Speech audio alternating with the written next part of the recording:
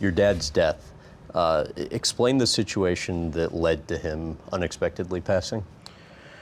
The situation was, so he used to do online share trading, and that was something that became quite a big thing back then when in 2006 when he started doing it. And then, as I said, the business side of things wasn't doing well for my brother. The house was on rent, and then his online share trading account suddenly crashed. So one transaction went really bad, and all the transactions that he'd done before that and whatever he had accumulated sort of went down in a go. So he really the amount of stress it brought onto him mentally was huge. So he had a stroke. He had a clot form in his brain.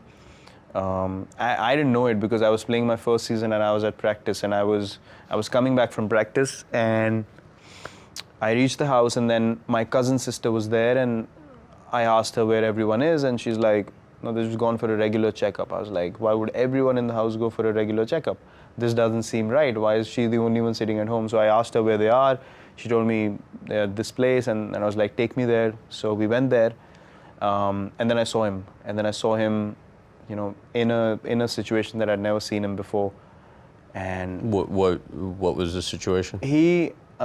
Because it was a stroke in the brain, he wasn't able to react in the normal manner. His body was moving in a funny way, and he was not able to figure out where he is, like the way he looked at people as well. It was like he lost total sense of what's going on.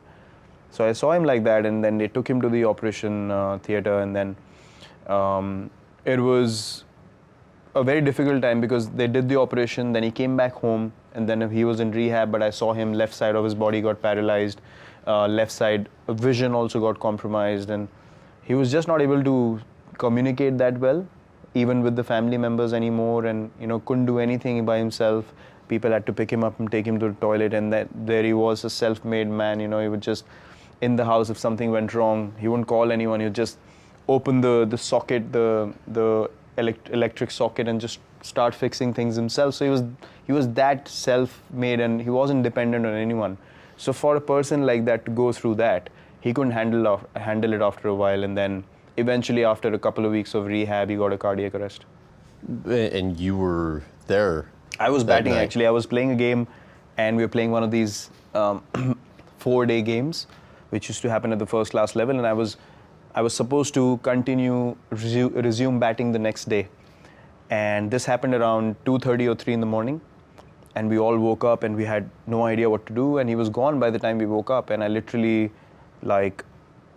saw him take his last breath in front of me. And I tried to pump his chest and all that, nothing worked. And then there were a few doctors around in that area that we lived in. We went to their place. No one opened the door because it was 3 in the morning. We couldn't get any response, and then we drove him to the hospital. But by the time they tried electric shocks and everything, all those kind of things, but nothing worked. He couldn't recover at all. So my sister and my brother and my mother, they all broke down, and funnily enough, I couldn't cry at all.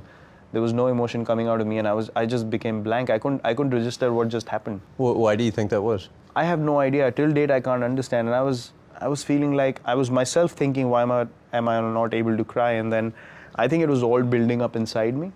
So when we came back, and everyone, all the relatives came in to sort of, pay their condolences and stuff like that. And then I called my coach in the morning, and I told him what had happened. And then he asked me, what do you want to do? I said, I want to go and play. So he said, are you sure? And I was like... Because you had a game that day. Yeah, and for me, leaving a cricket match was something which was not acceptable, regardless of what happened in life. Not going to a match was not an option I ever had, or I couldn't register that option in my mind. So I said, I'm going to go. And he said, okay, if that's your decision, go ahead. So I left the house. I hadn't cried at all, nothing, no emotion. And my family was actually feeling a bit nervous looking at me because I was showing no emotion, and everyone was like, crying, and they were emotional. And then I went to the game, and I picked up a friend of mine again, and I told him what had happened. He thought I was joking. He didn't believe me.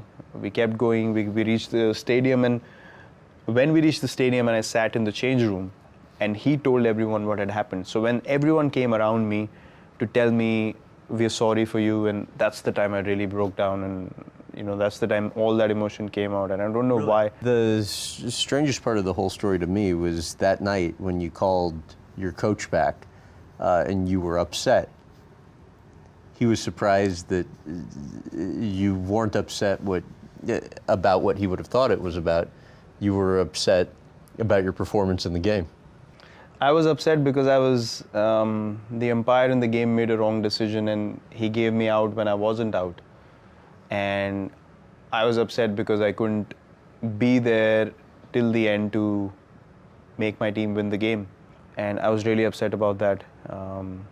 So yeah, in the evening he was surprised to know that I was actually talking about that. Especially now, many years removed from having gone through that, how do you think your father's passing affected you?